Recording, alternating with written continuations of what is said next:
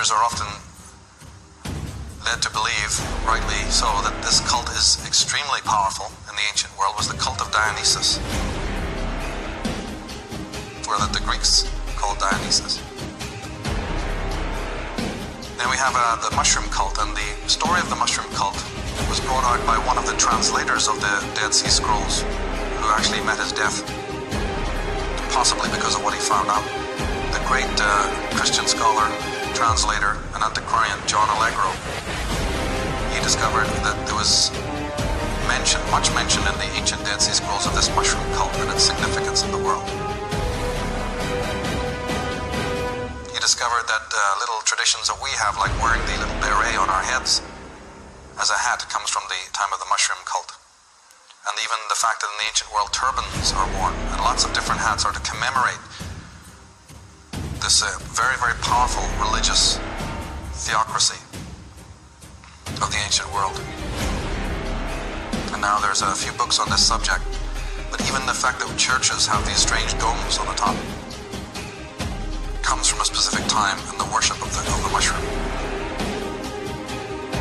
Of course, where there's mushrooms, there's herbs, and where there's herbs, there's herbology, and the whole study of healing and homeopathy and what have you, in a positive and also in a negative way.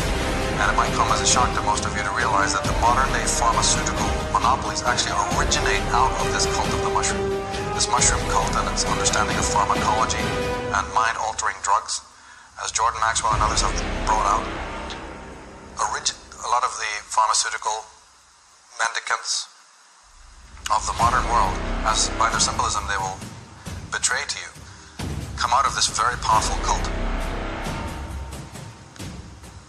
Now the cult of Dionysus are in fact, or the descendants of this cult of Dionysus are the main controllers of the modern media and of the modern rock and roll business and the music business in general. So our king. Sacrifice is a very important aspect to all rituals and all ancient religions. All religions of the ancient world, including the Christian, involve the principle of sacrifice. The sun rises in the morning from the horizon, rises to its peak, and then descends into the underworld where it has to face the shadows that it inherited while it was blazing. The stronger a light shines, the deeper and darker the shadow that it casts. And in this great cycle is understood by these cults. The sun must go into the underworld in order to face its own demons and to traverse the underworld. These are all occult principles, and therefore that also means that the Sun King might be sacrificed. If we study the dates of a lot of assassinations in this world and get into that whole theory, we're going to find an incredible story unfolding there. It's very important for us to be able to decode some of the symbolism that certain bands, certain groups, and certain media cartels are using. This is a whole subject in itself, and of course we go into that in a different program. But safe it is to say that there's an origin to the symbolism and to the words and the titles and the meanings. And the cult of Dionysus, who are behind the World Psychedelic Institute. Now, the World Psychedelic Institute, in point of fact, was created in London in 1965 by Michael Hollingshead, who was also an associate of Timothy Leary and Aldous Huxley. One might be interested to read The Saucer Full of Secrets, which is the biography of the band Pink Floyd and how that band had to resist this kind of takeover, but that they were approached, and a lot of these bands are sequestered or approached after the point of their creation, or some bands and some figures within the musical business are promoted from day one. They literally are a bloodline created to the unofficial families of these cults, and they're put out on the world stage for a reason. Many of the pop icons are born to elites, but are raised in unofficial families, and then when the time is right, they're put before the world by the media. And we're given the rags to riches girl or boy next door story. However, they may have blood ties to royal dynasties. Some know this, and some do not. So some of the people who may be bloodline connected to these royal dynasties or these old ancient cults may not be aware of it. Some are privy to it, others may not be privy to it. Depends on the individual. And I'm not saying that every single figure out there is a member of this cult. It's, of course, a whole issue, as it's quite problematic to be able to discern. It's a study, like any other study. One must decode, and in order to decode it, you must have familiarity with these cults and how they work. You must know what their code words are, their catchphrases, their symbols. They will tell you who they are, but you have to be able to decode the symbolism. Why is it that Madonna's first video was made in Venice? Why are so many videos and films set in Venice? Why does she wear the crucifix? What do some of the lyrics mean? One of the other important cults was the cult of Venus. The ancient cults worship Venus a lot. A plain and simple masculine consciousness finds the knowledge of matriarchal consciousness unverifiable, willful, and par excellence mystic. It isn't mystic. It's very practical. It's the most practical thing on earth. But to the viewing objective mind, that which appears to be passive, that which appears to be rooted in the being as opposed to the doing, is considered incomprehensible. Because this whole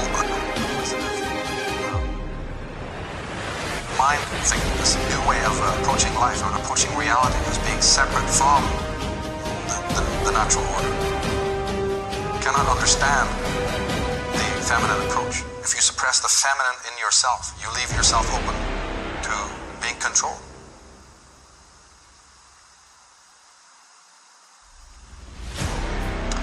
As D. Hollander, in his book Tarot for Beginners, writes, the high priestess uses her wisdom and understanding to enable others to find their own true path. The high priest uses his power to increase his authority over others. So there you have it in a nutshell. And that pretty much also sums up the whole Gnostic idea. The Gnostics did not convert sinners. They awoke when they're ready. When you're ready, you'll awaken. That's perfectly natural. There was no idea that you were some sinner, that after you'd matriculated, then, you'd be ready to be converted, This carried no currency whatsoever in the ancient world. And the Gnostics, who are even surviving today, always let you know that man is his own priest, his own priestess.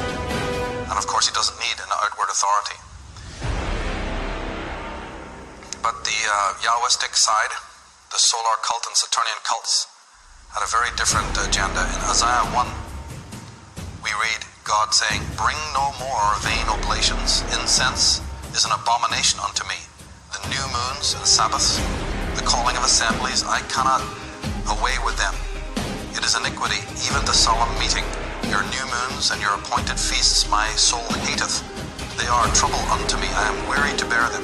Come now and let us reason together, saith the Lord. Perhaps one of the greatest scholars that mankind has ever played host to was the Egyptologist from Scotland, Gerald Massey. In his volumes on the subject of astrotheology and the origin of all religions, he says, the retouching by the Greeks, like that of the Semites, tended to efface the figures or falsify the meaning of the mythos, and the astronomical facts are of 1,000-fold more important than all the petty embellishments of irresponsible fancy. Perhaps the worst perversion of the true mythos made by the Greeks was their treatment of the polar dragon. Now that's a loaded statement and it means an awful lot, but right now just let us remember that the stellar cult and the lunar cult had as one of their great symbols the dragon or the serpent, and that one of the reasons why later animals and creatures became demonic was also part of this process of conversion.